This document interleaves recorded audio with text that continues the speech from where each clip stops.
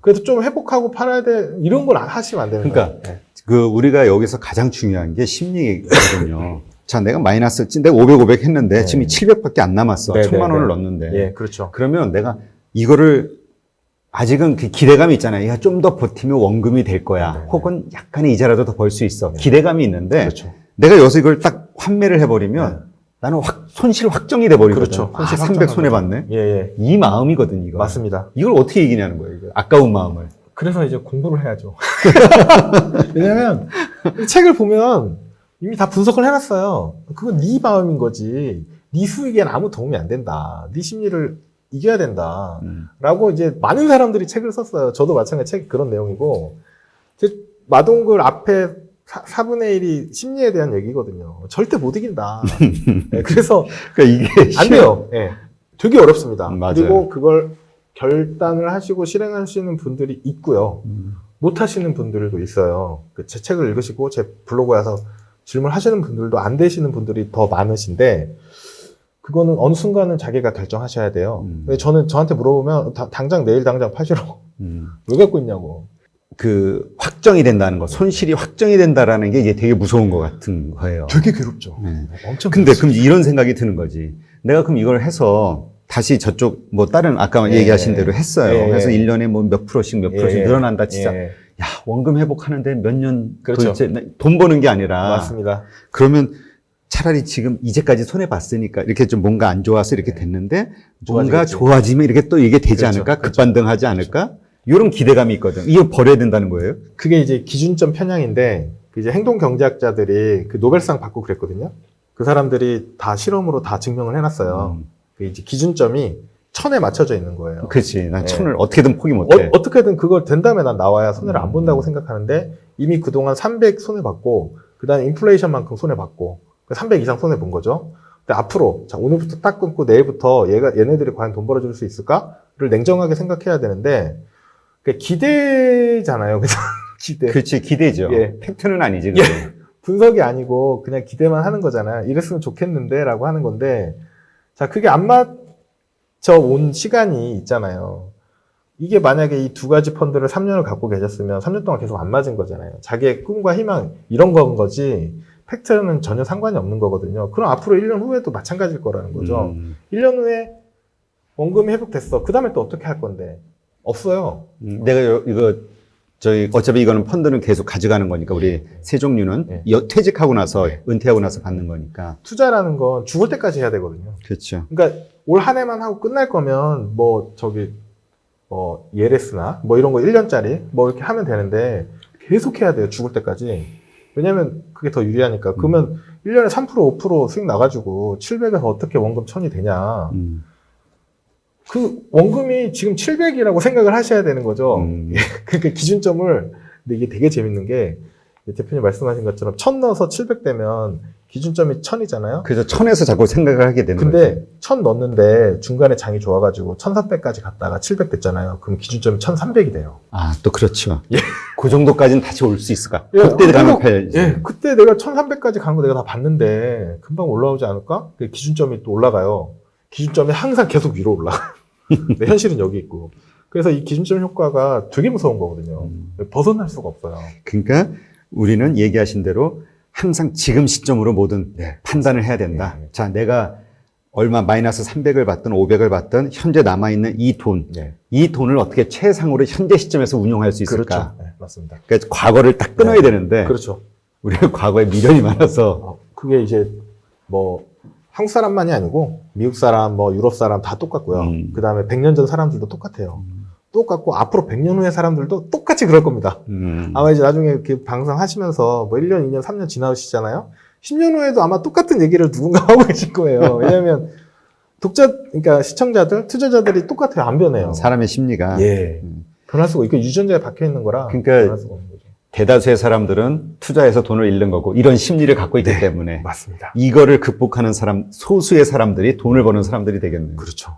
그러니까 지금이라도 돈을 버는 마인드를 가져야 되는데 이제 그거는 어떻게 때릴 수도 없고 방법이 없어요. 그렇죠.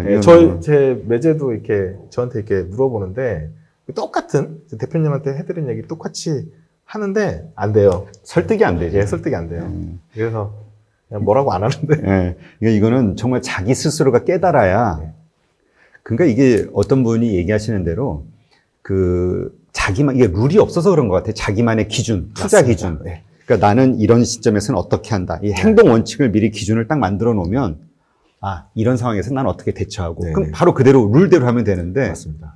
이게 없으니까 맨날 그러니까 왔다 갔다 하는 거죠. 개별주 하시는 분들, 제가 개별주 잘 몰라서 언급을 잘 안 하는데, 이제 가치 투자 하시는 분들 중에도 잘 하시고, 유명하신 분들이 많이 있는데, 그분들은 그들 나름대로의 기준이 있어요. 그래서 시장이 빠지면 너무 좋아해요. 와, 내가 살 그렇지. 좋은 종목 이렇게 많아졌네? 이러면서 아무도 모르게 조용히 줍줍줍 이렇게 하는 거죠. 그랬다가 조금만 기다리면 되거든요. 시장 언젠간 회복하니까. 그때 굉장히 큰 성과들을 누리시고, 그 고수익 내시고 이러시는 거거든요. 근데 저는 왜 안 하냐면, 제가 그걸 분석할 능력도 없고, 시간도 없기 때문에 그냥 안 하는 거고, 저도 잘 할 수 있으면 그걸 하고 있겠죠. 그래서 일단은, 가치 투자나 성장 투자 혹은 다른 투자 방식을 하더라도, 이제 제가 권하는 거 초보자시면, 만약에 100만 원이 있으면 90만 원은 자산 배분 투자를 하셔라. 나머지 10만 원 가지고 하시면 되잖아요. 연습하라고. 연습 예. 겸 예. 날려도 괜찮으니까. 날려도 괜찮으니까. 왜냐면, 아니면 이제 1000만 원이면 이제 950만 원은 자산 배분 해 놓으시면 1년에 한 5%는 나올 가능성이 있으니까, 그럼 내년 되면 다시 1000만 원 채워지잖아요. 이 50만 원 가지고 뭐 가상화폐를 하든지, 예, 그냥 날려도 되니까 1년 후에 다시 생각해 보는 거죠. 내가 과연 이게 맞느냐. 예. 이게 이제 핵심 이성 전략이라고 뭐 이렇게 부르기도 하는데, 그렇죠. 그러니까 이게 아마 기대 수익률에서의 문제도 있을 거예요. 이게 그렇죠. 보통 예. 투자하면 예. 상한가, 보통 얘기하는 게, 상한가만 맞으면 30몇 %. 네네네. 맞습니다. 1년에 6%? 이거 뭘 예, 예. 그거 가지고 투자를 해. 맞습니다. 예. 이런 생각이 또 있거든. 지금 보시는 분들 다 그 얘기 하실 거예요. 예, 왜냐면, 뭐 1년에 5%, 7% 벌어서 언제 부자 되냐. 맞는 말이죠. 근데 되게 재밌는 게, 7%가 이제 복리로 쌓이잖아요. 그러면 10년이면 원금이 2배가 돼요. 10년? 예. 72 법칙으로 그냥 계산하면 나오거든요. 뭐 10%면 7년이면 2배가 되고. 그러니까 이제 원금이 2배 되는 건 좀 괜찮죠. 근데 수익률로 보면 생각보다 안 커요. 근데 30%씩 수익을 낸 사람이 누가 있냐? 없습니다. 없어요. 물론 있죠. 그러니까 고수들이 있겠지. 0.1%. 고수들이 있는데, 자, 내가 고수냐? 이제 이거부터 물어봐야 돼요. 내가 고수냐? 자기 자신이 고수냐 아니냐를 먼저 이제 고민해야 되는데, 그래서 이제 워렌 버핏 책을 막 읽어요. 그치, 워렌 버핏처럼 할 수가 없거든요. 근데 그런 재밌는 거는 그런 책을 읽잖아. 예. 그럼 막 자신감이 생겨요. 그렇죠. 예. 그러니까 나도 될 것 같고. 왜? 하는 법을 알았거든. 예. 근데 이제 그러다가 이제 다 손해를 보는 거죠. 예. 그래서 이제 그렇게 공부하시는 건 좋고 당연히 투자하시는 것도 좋아요. 왜냐면 학습을 하는 거잖아요. 그 수업료를 시장에 낸다고 하잖아요. 시장에 수업료를 내고 학습 효과가 있어야 되는데 학습 없이 계속 반복되면 이제 계속 손실 나고 스트레스 받으니까 보면 공부하다 보면 이런 책도 보시고 저런 책도 보시고 이렇게 해서 여러 가지로 해서 나한테 제일 잘 맞는 게 뭐냐. 그렇게 접근하시는 게 맞지 않을까. 네. 그러니까 일단은 초보자 혹은 이제 은퇴를 염두에 두는 어떤 그런 투자를 생각하시는 분들은 일단 우리가 세제 혜택도 있고 이 세 가지 종류, ISA, 그다음에 연금저축펀드, IRP, 퇴직연금, 그다음에 뭐 또 우리 직장에서의 퇴직연금, 요런 것들을 그냥 장기적 은퇴 시점을 생각하고 끌고 간다라는 걸 첫 번째 원칙. 돈이 생기는 대로 일단 이거 먼저 채운다. 그렇죠. 근데 그 채우고 나서 운용하는 방식을 아까 그 얘기처럼 주식의 33%, 채권의 33%, 대체 투자, 현금의 33% 이런 식으로 분산을 해서 그것도 개별 주식이나 어떤 이런 걸 추종하는 게 아니라 인덱스를 추종하는 걸로 해서 그러면 이제 얘기하신 대로 연리에 한 7% 정도의 수익은 나올 수 있다. 이렇게 보시는 거잖아요. 그렇죠. 이렇게 쭉 하면 복리 효과로 30세에 가입을 했을 때 60세에는 한 4억 된다. 400씩, 월 400씩. 월 400씩 넣었을 때. 월 400씩 연 400씩 30년이면 3, 40이 1억 2천이거든요. 투입 금액이. 근데 거기에 연말정산 할 때 세제 효과가 이제 400 넣으면 16.5%가 나오니까요. 예.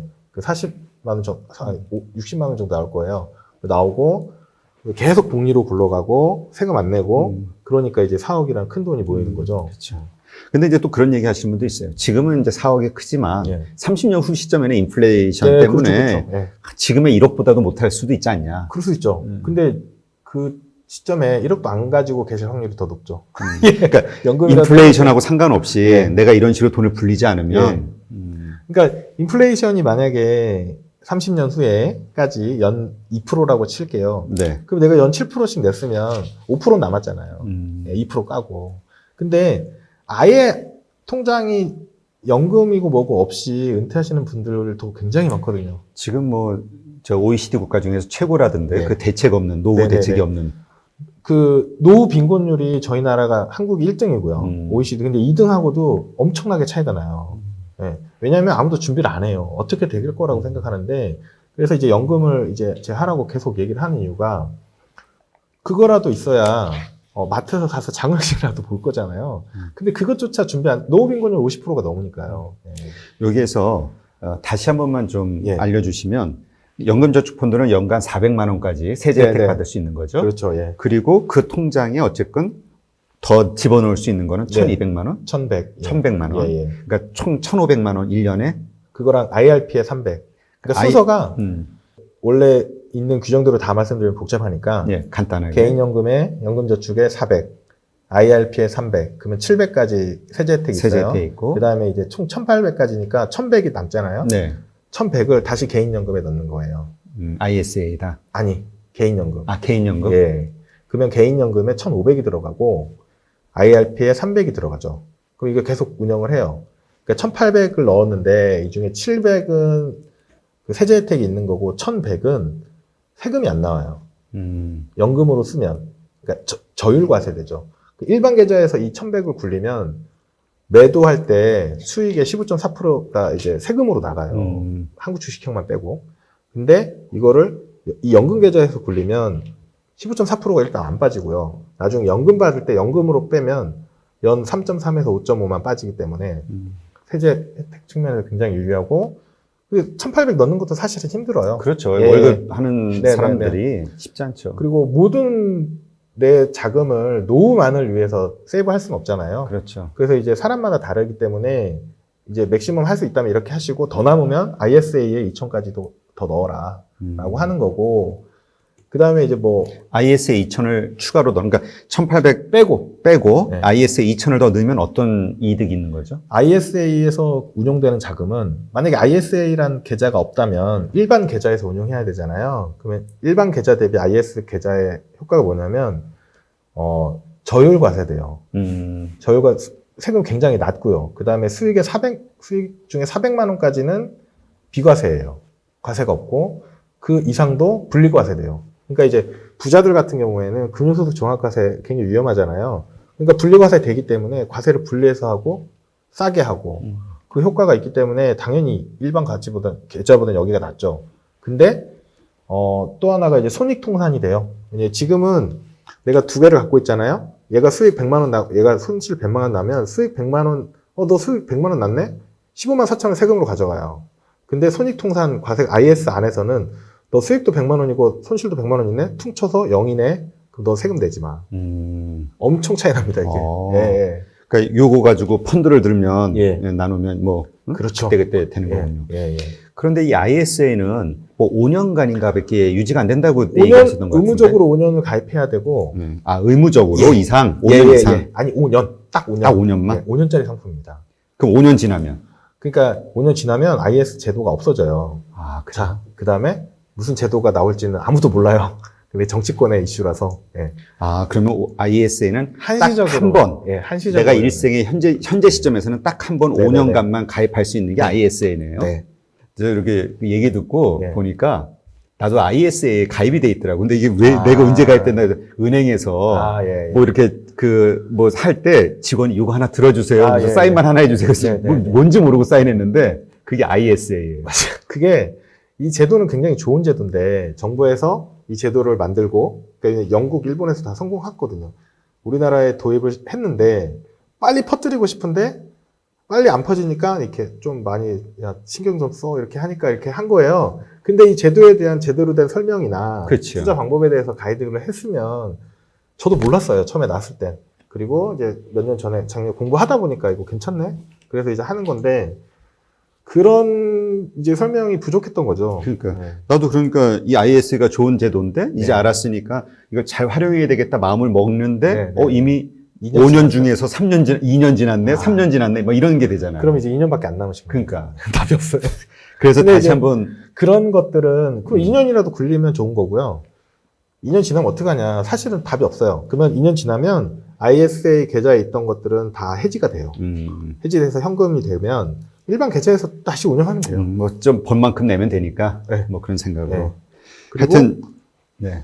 제 생각에는 저게 이제 그 저축을 장려하기 위해서 투자를 장려하기 위해서 만든 거기 때문에 다른 형태로도 나오지 않을까? 뭐 이렇게. 그래서 이제 느끼는 거는 은행에서 뭐 하나 가입하시라고 그렇게 서류 내밀 때 절대 사인하면 안 되겠구나. 내가 뭐 정확히 알기 전까지는 잘 보고 하세요. 하나. 그 다음에 우리 주변에 있는 이런 제도들, 그러니까 예. 돈을 벌려고 마음을 먹으면 일단 내가 활용할 수 있는 유리한 것들을 먼저 알아본 다음에 그거 가운데서 작전을 짜야 되는데 맞습니다. 괜히 그냥 옆집 사람 말 듣고 예, 예. 엉뚱한 데 가가지고 했다가 돈만 더 예. 손해보고. 예. 네. 그게 이제 뭐 증권사든 보험사든 보험 설계사를 계속 돌아다니시잖아요. 그리고 뭐 은행이든 다 마찬가지인데 기본적으로는 그러니까 내가 스스로 뭔가를 결정해서 가셔야 돼요. 가서 물어보면 자기한테 이제 넘어가. 이거 괜찮아요? 그러면 그냥 그런 리스크가 있습니다. 네, 사인하게 돼. 네. 하여튼 지난번 시간에 이어서 오늘 또 우리 삼총사, 이게 무슨 삼총사라고 하죠? 절세 삼총사. 절세 제가 삼총사. 그렇게 이름 붙여봤어요. 예, ISA, 연금저축펀드, IRP. 예. 요거에 대해서 다시 한번 확인하고 우리가 어떻게 투자를 자산 배분을 통해서 큰 수익을 장기적으로 예. 낼 수 있는지에 대해서 한번 알아봤습니다. 오늘도 정말 좋은 정보, 노하우를 공유해 주셔서 고맙습니다. 네, 고맙습니다.